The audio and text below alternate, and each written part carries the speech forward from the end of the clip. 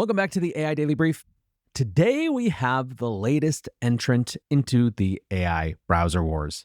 ChatGPT has announced ChatGPT Atlas. Today we're going to talk about the announcement, the first reactions, both good and bad, and my humble take on where currently to think about how to get value out of AI browsers. Let's talk first about the announcement. At Tuesday's launch, Sam Altman presented OpenAI's new browser as a fundamental revolution for computing. Here's how he put it.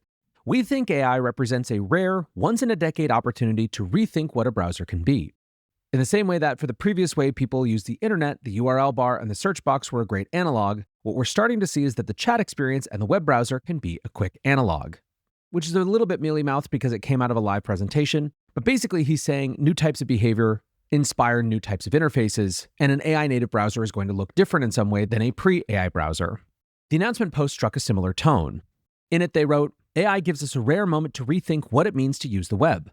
Last year, we added search in ChatGPT so you could instantly find timely information from across the internet, and it quickly became one of our most used features. But your browser is where all of your work, tools, and context come together.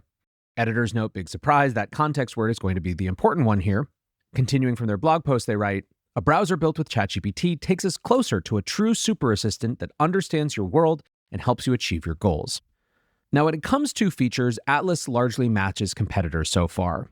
Maybe the key aspect of the product is having a ChatGPT assistant embedded in a sidebar, being able to draw context from what's going on in the browser window to answer questions, as well as carry out actions in agent mode. And it is these two pieces which I think ultimately will be key to the AI browser experience, understanding the context of what you're actually interacting with on the web on the one hand, and taking actions on your behalf on the other via agents. With agent mode, they write, in Atlas, you can now ask ChatGPT to take action and do things for you right in your browser. This is basically a native home for the ChatGPT agent that was introduced earlier this year. As always with agents right now, they gave a food-related example.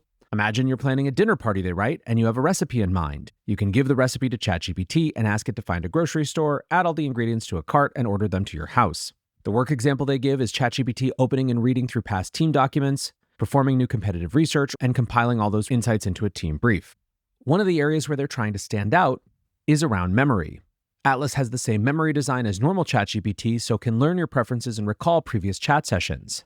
However, this gets turbocharged by giving Atlas the ability to draw from the browser history as another source of memory. OpenAI said you'll be able to ask Atlas things like, find all the job postings I was looking at last week and create a summary of industry trends so I can prepare for interviews. Now, of course, none of these features are completely novel. We already have Perplexity's Comet browser, which I've been using for the last couple of months. And there's also the browser company's Dia. But OpenAI entering with a ChatGPT native version of the experience obviously ratchets up the competition to another level. The first thing that people discussed was what this means for OpenAI. Hater @slowdeveloper on Twitter writes, OpenAI is clearly going for a full consumer strategy. If you realize how big the ChatGPT Atlas browser update is. Unlike Perplexity, OpenAI can train its models to work natively with the browser. Because it controls the full stack, it likely delivers stronger agent capabilities than wrappers. Hold aside any claims that its performance is going to be better in the short term. I think what Hater is getting at is that OpenAI, with the run-and-away most popular consumer chatbot, has the ability to more closely integrate that into this experience, which could be a differentiator when it comes to these new AI browser wars. Noah Epstein thinks that it's all about targeting Google search dominance.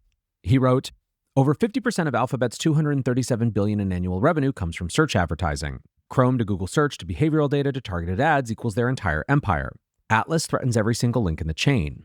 He then goes on to point out how all of OpenAI's moves start to add up to something that starts to not only command more and more of people's attention, but is able to collect context from them and then turn that context into both advertising, should that be the route they go choose, as well as commerce. They point out the recent checkout features as significant with this. Another set of first response takes was that some of the people who tried this really just liked the experience. I Rule the World, which is an OpenAI leaker account, says using the new OpenAI browser, it's actually insane how smooth it is. Feels like the future of the internet. Pat Walls from Starter Story writes, OpenAI is so good at product. ChatGPT Atlas is amazing. Immediately switched from Chrome and I've used that for 10 years. Everything they create is so good. This is why they'll win. But holding aside just fawning tweets about the quality of the product, others tried to figure out what it was actually useful for. Liam Ballin gave his first impressions.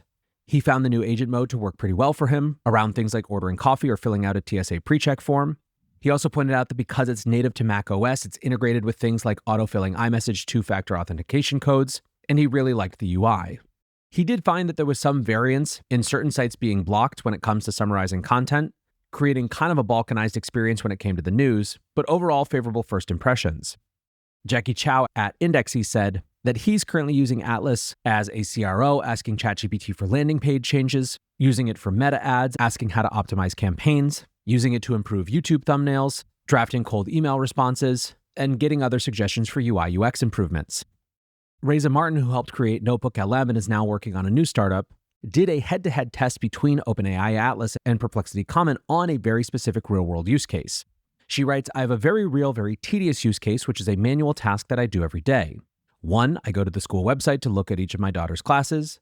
2, I look at her grades. 3, I look at her assignments, quizzes, and all classwork that are due. 4, I make a table that keeps track of all of this, which helps keep both of us accountable. Since there's so much manual clicking, scrolling, reading, and data, she asked both Comment and Atlas to help with that, and then gave them a score on context, i.e. how well they understood the task, speed, how long it took, and then how well it did completing it correctly. Atlas pretty much smoked Comment in that test, especially the overall completion, where Comment got just a 1, but the Atlas agent got a 5. She concluded, overall, I still don't have a ton of agentic web browsing use cases, but it's great to be able to automate this one particular task.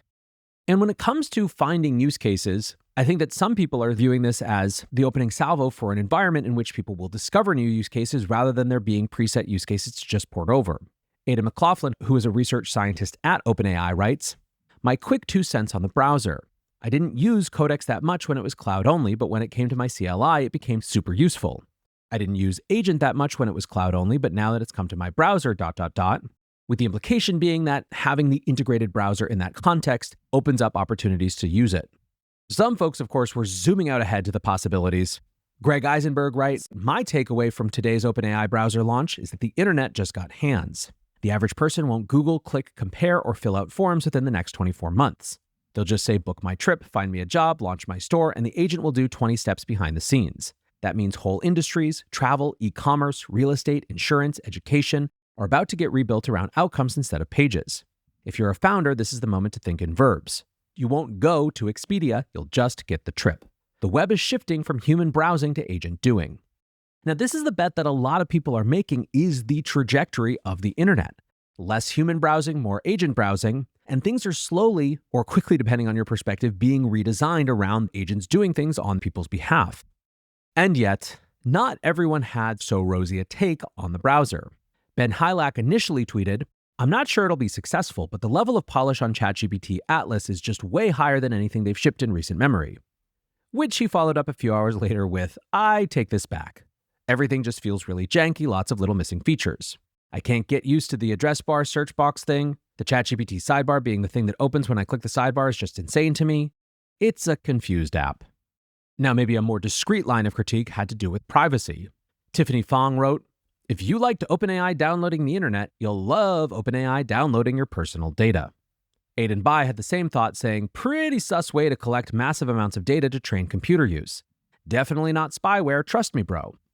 Now, it should be noted that hold aside any sort of tinfoil hat conspiracy theories, one of the next frontiers for the model companies is absolutely collecting data that comes from real human usage patterns. It's why companies like Cursor are valuable, not just because of how many people are paying to use them, but because of the data exhaust that comes from that usage, which is unique and totally discrete from the existing training sets that are available to companies like OpenAI and Anthropic. Meaning that while there may be wildly different interpretations of what is and isn't reasonable to collect and what sort of guardrails should be around that, it is certainly the case that at least part of the strategy here is to have access to this very discrete level of consumer behavioral data. For some, they think that's just going to be too insurmountable a challenge. Simon Willison tweeted, wrote up my first impressions of ChatGPT Atlas, OpenAI's new browser. I remain unconvinced by the entire category of browser agents. The security and privacy challenges still feel insurmountable to me. And for him, it's less about OpenAI training on his data and more about the wide world of security concerns that come out of this. For example, he writes, I'd like to see a deep explanation of the steps Atlas takes to avoid prompt injection attacks. Right now, it looks like the main defense is expecting the user to carefully watch what agent mode is doing at all times. Okay, so you've got some questions around the experience, you've got concerns around privacy and security, and then there are also censorship concerns. Jason Botterill gave it a test saying, asking the browser to look up videos of Hitler, To which the Atlas browser said, I can't browse or display videos of Hitler, since footage of him and Nazi propaganda are tightly restricted for ethical and legal reasons. However, if what you're after is historical context, I can point you towards legitimate archives and documentaries that use such footage responsibly. It also refused to translate a Hitler video on YouTube, and for some, this is just a level of nanny state sort of behavior that they're never going to be comfortable with. I think that it brings up the concern in general of how much power the chatbot companies are going to have to shape reality based on what they do and don't allow people to have access to. Now, Hamza did point out that this censorship is a choice, and it's one that while OpenAI is making, Perplexity isn't. They put in the same prompt into Comet and found a set of videos from Getty Images, Shutterstock, and YouTube. Hardly radical sources. And yet, for all of this, I think the most damning critique so far is just the underwhelmingness of the agent. Back to that same post from Simon Willison, he wrote, I also find these products pretty unexciting to use. I tried out agent mode and it was like watching a first-time computer user painstakingly learn to use a mouse for the first time. I have yet to find my own use cases for when this kind of interaction feels useful to me, though he says I'm not ruling that out. And this I feel like was a lot of people's experience. Yuchen Jin wrote, tried the OpenAI browser for 20 minutes, quit and went back to Chrome. Agent mode is slop. Most of the time I just want to yell, stop thinking and click that effing button. The models are not there yet. We've got a whole decade of AI agents ahead. Of course, referring to the Andre Carpathy dust-up that we've covered extensively. Yuchen also pointed out, it's also scary to give an incompetent agent access to all my passwords and data. What if it goes crazy? If the OpenAI browser agent leaks my bank and Robinhood passwords causing me to lose all my money, who's responsible? John Rush writes, nothing is more disappointing than the browser agents. They work so slow and get stuck in infinite loops. I think it'd be smarter for AI to watch the network inspector learn the APIs, reverse engineer them, and make direct calls. E.g., I'd use the website while the agent is watching the API calls to reproduce them again later. And to be clear, these are not AI critics that are having this negative experience with this agent. The other big question is, how does this all come together? Chubby writes, the question that arises for me is, what is OpenAI's next goal? We have ChatGPT, arguably OpenAI's most important asset, with 800 million weekly users and growing. Codex, a coding agent specifically for software engineering. With ChatGPT Atlas, we now have a browser that combines many functions such as ChatGPT Agent as computer use agent. And next year, the standalone device together with Johnny Ive. But where is OpenAI headed? What is the next big goal? And I'm not talking about AGI. Rather, where do the threads come together? Is ChatGPT supposed to become the all-in-one app of the future, replacing smartphones with devices, searching the internet with browsers, and then perhaps even its own operating system? Is that what it's all leading up to? Currently, there are numerous useful applications running alongside each other. I wonder where they will ultimately converge. So in my estimation, and my experience so far, both using Comet for the last couple of months and playing around with Atlas over the last day, is that at core, there are two big features of the AI browser experience. The first is agents, and frankly, in my estimation, they are just not there yet. I think that the juice isn't worth the squeeze. I think the things that they can do are not sufficiently difficult to justify all of the new complications they introduce. I think that there may be discrete, very person-to-person specific use cases like raises that we heard about. And to the extent that there are ways to incrementally grab 15 minutes or 20 minutes of time back a day or even a week, I'm all for it. I also think that there's no way to learn what generalist agents are useful for without people trying, so I'm encouraging of it. But for me, I just don't see it replacing any meaningful behavior in any short order. I've also, as I said, think I'm going to be pretty far back on the adoption curve when it comes to having agents do things like shopping or ordering food or plane tickets or whatever for me. So take that with that grain of salt. Still, I think that agentic use is one of the two big potential long-term value propositions of these browsers, and the one that is ultimately the most different in some ways from your existing browsing experience. The second, frankly, is less about browsing and more just a better way to use your LLM. And that might sound dismissive, but frankly, these LLMs are so powerful that a better way to use them could be enough of a reason to switch browsers. And of course, what matters here is that the native integration into the browser means that ChatGPT has all sorts of context without you having to port over the context. As Swix put it, this is the single biggest step up for OpenAI in collecting your full context and giving fully personalizable AGI. Context is the limiting factor, and as Mark Andreessen said, the browser is the new operating system. The only move bigger than this for collecting context is shipping consumer hardware. So what does that actually mean? Let's take a use case of creating social media content, in this case, trying to write a tweet that has the potential to go viral. The way that you would do this before is, of course, you would go to ChatGPT, you would copy paste in the thing that you were thinking about, and then when you found a version that you liked, you would bring it back to Twitter or whatever social network you're using, copy it in there, and that's the experience.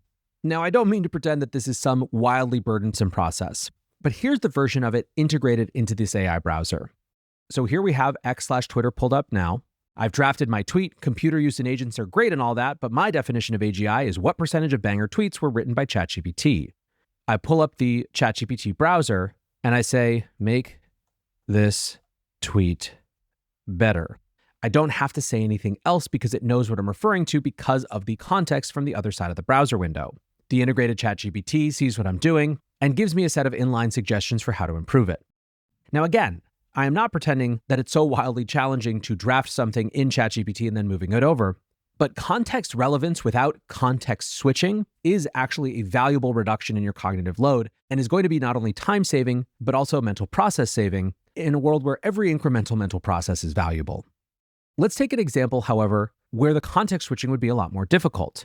Here we are in YouTube Studio, where I've got a bunch of recent videos. I could say, how should I be thinking of thumbnails? Now, this context would be a lot harder. I would have to port in all of these thumbnails alongside the associated data, whereas with the integrated browser, it can pull on the context that is right there. So for example, when it says number 2, every thumbnail should communicate one emotion and one idea, it uses examples from my actual thumbnails. It can also then go deeper in the analysis. It asks if you want, I can make a thumbnail strategy matrix for your channel. Now, like I said, this is a whole different kettle of fish. Porting in this context to the normal ChatGPT window would be an enormously difficult and time-consuming process. And this is where I think that right now, in the moment, the Atlas browser can be super valuable, especially if you are already using ChatGPT. And for me, candidly, although I don't anticipate shifting all of my behavior over into Atlas, this set of context-relevant use cases for ChatGPT is probably enough to have me spend some amount of time there. Now, this brings up one of the other interesting points, which is how this is going to compete against Google. As Ryan Carson says, you gotta assume Chrome will also relaunch as a fully agentic browser soon. And yet he says, I think I'll probably switch to Atlas because I already use ChatGPT for all my personal stuff. The most important moat in AI is your personal context. And that's why there's so much emphasis on all these places where it can get more of it. Now, there are a lot of other interesting thoughts that this is bringing up.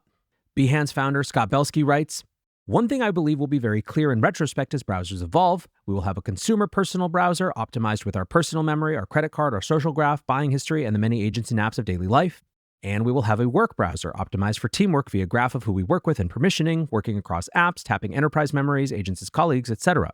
And browser will probably become an antiquated term as this interface becomes the OS itself.